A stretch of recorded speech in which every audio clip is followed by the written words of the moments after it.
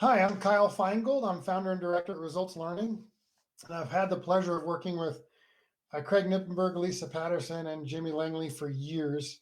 We have many similar clients. We've also sat on boards together and privileged to be here today. So, really, today I want to talk about executive functioning and supporting executive functioning during this time of online learning. In a nutshell, my background, I started Results Learning in 2004 because I grew up with dyslexia as well as undiagnosed ADHD. And as you can imagine now, having experience with your own kids, I was a ball of joy to teach. Um, it was definitely a challenge for me, as well as looking back, I'm sure my teachers going through elementary school, and I can only imagine what this would have looked like if my mom was trying to teach me for 48 hours a day, every day. Basically, for me, growing up in elementary school was really, really difficult, not only academically, but socially, emotionally. Thinking about it myself today, I think, wow, in home online learning would have been awesome for me. But at the same time, again, thinking about my mom, it probably would have drove her crazy because while my teachers, like your kids' teachers, get to see their strengths, they're also seeing all those areas for development and those challenges that they present. And now you're seeing those live 4 to 8 hours a day like you've never seen them before. So what I really want to do today is give you a couple of different tools that you can use with your kids to help facilitate online learning and hopefully make it more seamless in supporting executive functioning. Before I do so, I want to frame kind of how we look at a day. So we tend to look at our days like this was a good day and this was a bad day. I really want you to think about changing it to this was an up day or this was a down day. And this actually comes from Simon Sinek, who is a famous motivational speaker and author. And if you don't know him, I suggest you go check him out. But in one of his recent podcasts, he used that term, up days and down days, particularly in this area or in this time of coronavirus and homeschooling or online schooling our kids. We're definitely going to have up days, but we're also going to probably have a lot of down days. But even in our down days, we don't want to necessarily say it was a bad day because there's positive things that happens with our kids and with ourselves during the everyday. So we don't want to block those out and call it a bad day. We want to recognize those things that we do well, that we have success with, even when our days are filled with challenges. So again, maybe reframe and look at your days as up days and down days. So two tools that I think can really support your out of the box learner. One would be prioritizing. So lots of our kids are getting a bulk of assignments and they're not exactly sure where to go, or they know where to go to get those assignments, but they might be scattered on 4 or 5 different web pages, and to get support you have to navigate in different places.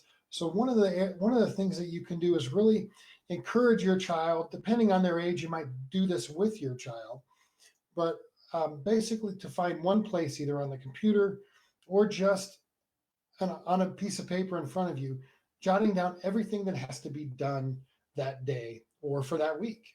And with that, you want to include when it's due, where it has to be delivered to, because obviously with Google Classroom and different places where we're submitting assignments, it's good to know exactly where. And if your child's in middle or high school, you want to know the weight, because ultimately you want to have everything in one place, but you want to know how to prioritize. So for an elementary school child that doesn't have a weight of an assignment, but has something due, let's say has 3 things due on the same day, you might look at it, what's the easiest for my child and what's the most difficult? You might do the easiest thing first to grab some momentum, and then do the most challenging thing before they get tired. So as soon as that easy thing's done, your child's feeling good, you're feeling good, shift to that thing that's a little bit more difficult. Try and get that out of the way and get it crossed off the list and go to the next one. And really make this list visual so your kids can participate and cross it off when it's done and see what it is that they have to do first.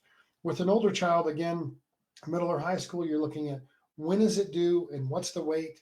And if they can, I really highly encourage them to estimate how much time it's going to take.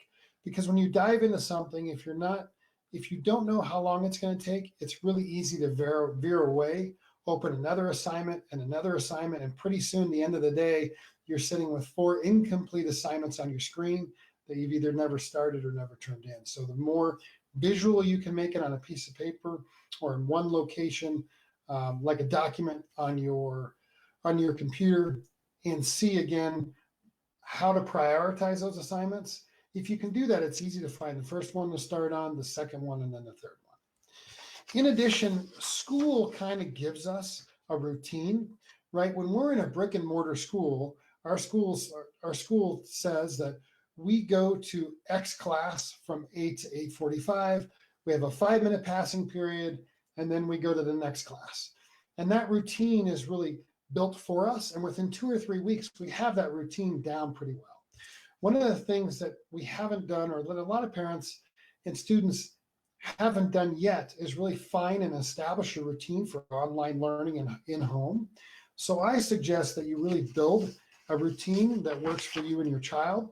If your child is younger, you're going to do this with them or for them. And if they are older, you're going to have them really facilitate it. This is what a sample routine might look like.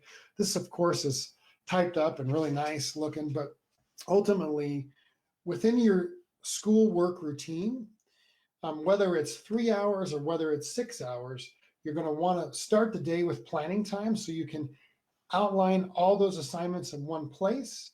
You can, again, estimate the time and understand how to prioritize those. So again, your first box in your day, in your daily schedule, might be planning.